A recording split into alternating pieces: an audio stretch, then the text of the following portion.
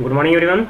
एक बार फिर से आज द हिंदू का जो न्यूज़पेपर्स है उसका हम लोग एडिटोरियल्स देखेंगे फर्स्ट। उसके बाद जाकर के हम लोग इम्पोर्टेंट न्यूज़ देखेंगे। ठीक है, फर्स्ट वन हम लोग देखते हैं आज इम्पोर्टेंट न्यूज़ जो कि फ्रंट पेज पे आज 15/11 ठीक है 2022 का जो द हिंदू न्यूज़पेपर है उसका हम देखेंगे।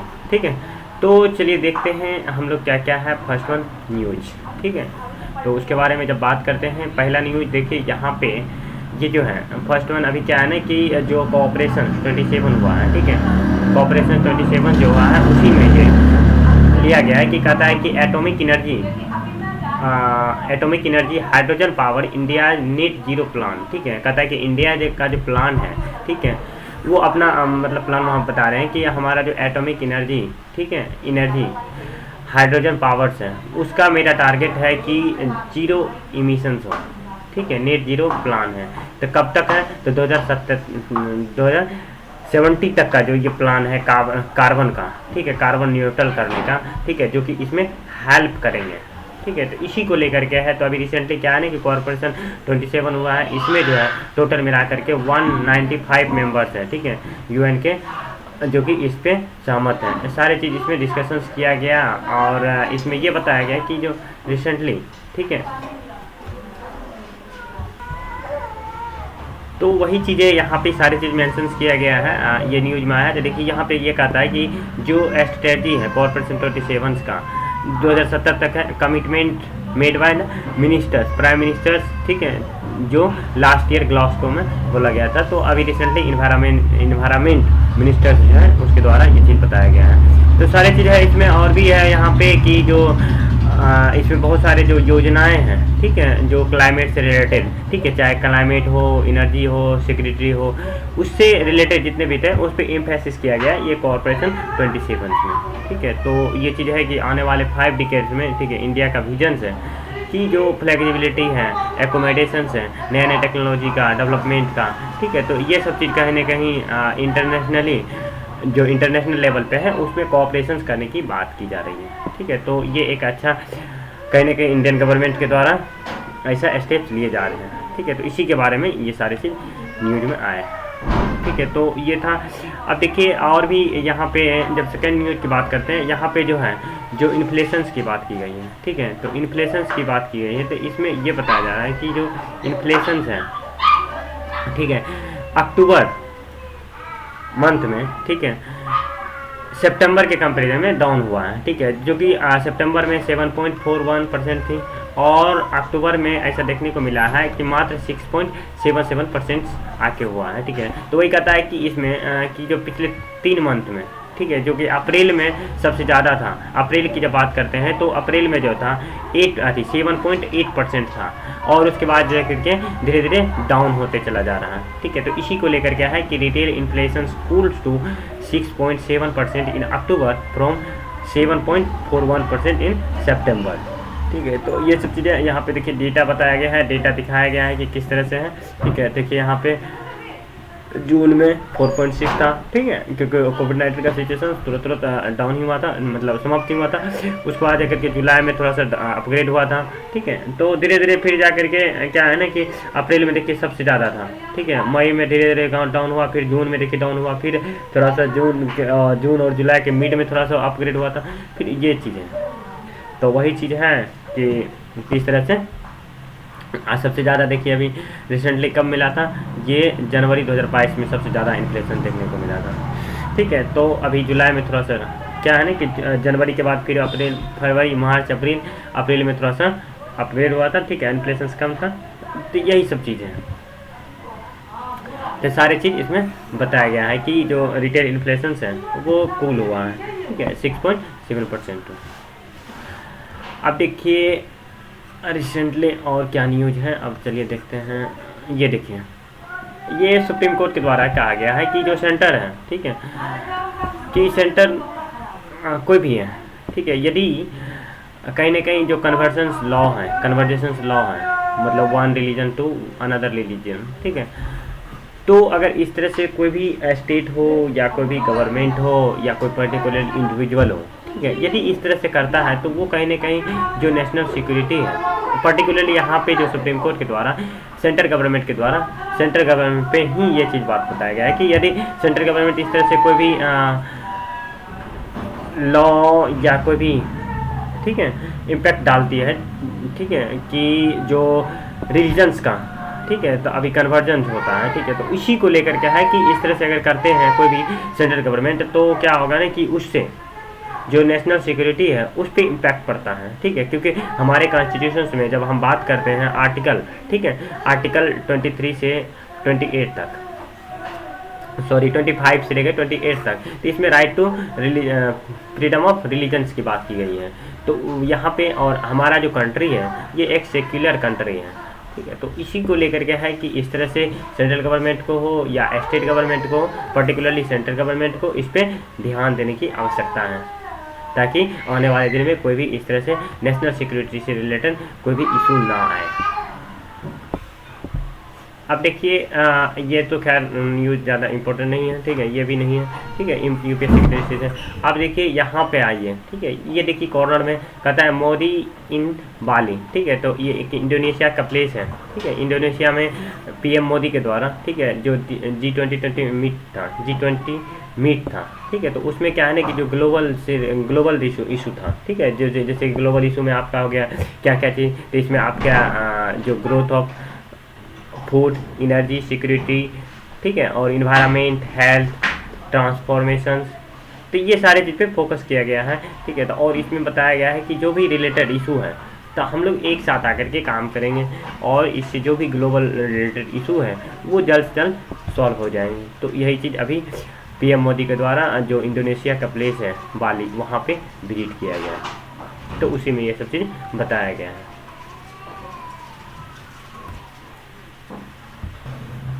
अब चलिए देखते हैं नेक्स्ट न्यूज, इसमें तो कोई न्यूज है नहीं, आगे बढ़ते हैं। चलिए देखते हैं हम लोग एडिटोरियल्स के बारे में डिस्कस कर लेते हैं, ठीक है। एडिटोरियल्स की बात करते हैं तो ये एडिटोरियल्स हैं अभी रिसेंटली क्या है ना कि EWS से रिलेटेड जो सुप्रीम कोर्ट का डिसीजंस आया है उससे रिलेटेड अभी बहुत सारे एडिटोरियल्स देखने को मिल रहा है। तो पर्टिकुलरली कहा जाए तो ये भी एडिटोरियल्स EWS से ही रिलेटेड है, ठीक है। तो उसी को लेकर के यहाँ पे है कि जो अभी इंडियन इकोनॉमी है, सॉरी इंडियन जो इंडिया का, ठीक है, इंडियन इकोनॉमिक्स है, उसको जो है एक तरह से शेप प्रोवाइड करने की आवश्यकता है, ठीक है। Shape of the Indian economy bye must be change, ठीक है। जो इंडिया का इकोनॉमी का शेप है उसको चेंज करने की आवश्यकता है। तो इसमें यह बताया गया कि जो हमारा प्रीएम्बल है, ठीक है, तो जो प्रीएम्बल है तो प्रीएम्बल में जब बात करते हैं आर्थिक सामाजिक रूप से क्या है ना कि सबको इक्वलिटी प्रोवाइड किया जाए, ठीक है। तो इसी के बेस पे जो फैसला आया था कि जो आर्थिक है, ठीक है, इक्वलिटी को लेकर के कि आर्थिक सामाजिक रूप से इक्वल होना चाहिए सभी। तो यहाँ पे क्या है ना कि EWS का जो डायरेक्टली मीनिंग था वहाँ पे जो इकोनॉमिकली वीकर सेक्शंस है यानी कि आर्थिक रूप से पिछड़ा है, ठीक है, उसको 10% रिजर्वेशन प्रोवाइड किया गया है। कहीं ना कहीं जो सुप्रीम कोर्ट का जजमेंट आया था जो 3 जज का बेंच में, ठीक है, 5 जज के बेंच में 3.2 से, ठीक है, तो यानी कि 3 उसके पक्ष में था कि EWS रहना चाहिए और 2% था कि नहीं रहना चाहिए, ठीक है। तो इसी को लेकर क्या है कि जो EWS का जो कॉन्सेप्ट था ये 3 जज के द्वारा कहा गया था, जिसमें कहा गया है कि देखिए हमारे प्रीएम्बल में ऐसा मेंशंस है कि जो आर्थिक सामाजिक, ठीक है, जब आर्थिक की बात करते हैं इक्वलिटी के तो उसी के तर्क पे हम रिजर्वेशन प्रोवाइड करते हैं, यानी कि ये फंडामेंटल राइट्स का वायलेशन नहीं है, ठीक है। तो इसी को लेकर के है कि कहीं ना कहीं हमारा जो इकोनॉमिक का शेप है वो क्या होना चाहिए, वो चेंज होना चाहिए। और रिसेंटली, ठीक है, जो ये रिजर्वेशंस की बात की गई 10% रिजर्वेशंस का, तो इसमें क्या है ना कि जो पर्टिकुलरली ये चीज़ को कंसिडर करना चाहिए। तो यही सब चीज़ इसमें बताया गया है कि किस तरह से जो चेंजिंग द रूल है, ठीक है, गेम है, ये सब चीज़ इसमें वैल्यू करता है कि प्रत्येक का इसमें बैंक का भी रोल देना चाहिए, ठीक है। तो जो फाइनेंशियल इंस्टीट्यूशंस हैं, ठीक है, उससे भी रिलेशन उसको और ज़्यादा सोफिस्टिकेटेड बनाना चाहिए, रियल इकोनॉमी को ग्राउंड पे लाना चाहिए। और हम लोग 21st सेंचुरी में क्या है ना कि सर्वाइव कर रहे हैं। इसमें क्या है ना कि प्रोडक्शंस हो गया, लुब्रिकेंट्स हो गया और भी फाइनेंशियल जितने भी इंस्टीट्यूशंस हैं, इनोवेटिव आइडियाज़, ठीक है, और मनी, ये सब चीज़ क्या होना चाहिए कि फास्ट तरीके से इंक्रीज करना चाहिए पर्सनल वेल्थ पे। तो जिससे क्या होगा नहीं कि इनइक्वलिटी जो है वो चीज़ कहीं ना कहीं ज़्यादा कम देखने को मिलेगा। ये सब सभी ये सारी चीज़ इसमें न्यूज में देखने को मिले हैं। ठीक है, तो ये एडिटोरियल्स था। ठीक है, कोई ये एडिटोरियल्स अभी रिसेंटली EWS से रिलेटेड जो भी एडिटोरियल्स है पिछले कई दिन से देखने को मिलते हैं। ठीक है, तो इसी को लेकर के ये जो एडिटोरियल्स है ये ईरान से रिलेटेड है। ठीक है, तो रिसेंटली क्या है ना कि ईरान में जो फ्रीडम हुआ था तो उसमें क्या है ना कि एक लॉन्ग टर्म तक प्रोटेस्ट चला था, उसके बाद जाकर के उसे स्वतंत्रता मिली थी। तो वही चीज़ें हैं इसमें। और भी अफ़गानिस्तान के बारे में बताया गया कि अफ़गानिस्तान कितना अभी जो है रिसेंटली अफ़गानिस्तान हो गया। ठीक है, वहाँ पे क्या है ना कि तालिबान का ठीक है शासन है। तो ये सब चीज़ें, उसके बाद फ्रेंच वार के बारे में बताया गया। तो ये सारी चीज़ इसमें मेंशंस हैं, किस तरह से है कि जो रिजल्ट उस अंत में देखने को मिला है, कितना दिन तक प्रोटेस्ट हुआ, उसके बाद क्या रिस्पॉन्स क्वेश्चन हुआ, ये सब चीज़ देखने को मिला है। ठीक है, तो ये था ये एडिटोरियल्स। ठीक है, तो पर्टिकुलरली इंटरनेशनल जो रिलेशंस हैं, ठीक है, GS पेपर 2 उसमें ये क्वेश्चंस यहाँ से आ सकते हैं, यानी GS 2 से। तो ये था एडिटोरियल्स। अब देखिए कुछ और भी एडिटोरियल्स में भी हो जाए। ठीक है, तो ये कोई एडिटोरियल्स नहीं है, ये ओपिनियन है। ठीक है, राइटर अपना ओपिनियन देते हैं। ये देखिए कुछ न्यूज़ और भी बचा है जो कि लास्ट पेज में है। ठीक है, तो ये जो अभिज्ञान व्यापी है। ठीक है, तो ज्ञान व्यापी से ही रिलेटेड है। अभी इसमें देखिए ये क्या है कि जो सेंटर है, जो सुप्रीम कोर्ट का जो डिसीजन है, ठीक है, तो इसमें क्या है कि जो अभी रिसेंटली सेंटर के द्वारा एक एक्ट लाया गया है। क्या एक्ट है? Worship act. ठीक है, प्लेस ऑफ वर्शिप एक्ट के तहत। ठीक है, तो उसमें क्या है कि सुप्रीम कोर्ट के द्वारा बनाया गया है कि जो सेंटर है और सुप्रीम कोर्ट है, तो सुप्रीम कोर्ट तो जो सेंटर के पास ये राइट्स हैं कि जो प्लेस ऑफ वर्शिप एक्ट है उस पर क्या क्या होना चाहिए, डिसीजन सही से उसको कहीं ना कहीं एक बार फिर से रिव्यू करना चाहिए। तो ये सारी चीज़ इसमें बताया गया है कि जो अभी CJI है, नए चीफ जस्टिस ऑफ इंडिया कौन है, DY चंद्रचूड़, तो उसके द्वारा ये बताया गया क्योंकि पार्लियामेंट के पास क्या होता है, पार्लियामेंट के पास ही सारा राइट्स होता है किस तरह से संविधान को हम लोग सेफ दे सकते हैं। तो यही सब चीज़ें हैं। तो इसमें ये सुप्रीम कोर्ट के द्वारा ये बताया गया है कि ये सारे राइट्स पार्लियामेंट के पास है। पार्लियामेंट कभी भी प्रेशर में आकर के ये कोई काम ना करें कि उसको ये ना लगे कि सुप्रीम कोर्ट हमारे ऊपर प्रेशर बना रहे हैं। ठीक है, तो इसी को लेकर के हैं। ये देखिए अभी रिसेंटली क्या है कि वाराणसी जो कोर्ट है उसके द्वारा जो ज्ञान व्यापी से रिलेटेड डिस्प्यूट था, ठीक है, तो उसका सुनवाई थर्सडे को होने की पॉसिबिलिटी है। पिछले दिन ही यानी कि 8 नवंबर को क्या था ना कि सुनवाई होने वाला था ज्ञान व्यापी से रिलेटेड, लेकिन अभी क्या है ना कि उस दिन नहीं हो पाया था। ठीक है, किसी कारणवश उसको टाल दिया गया था। तो थर्सडे को उस पर सुनवाई होने की पॉसिबिलिटी है जो कि फास्ट ट्रैक कोर्ट के द्वारा होंगे। ठीक है, तो इसी को लेकर के ये न्यूज में है। अब और देखते हैं, अब देखिए क्या है न्यूज।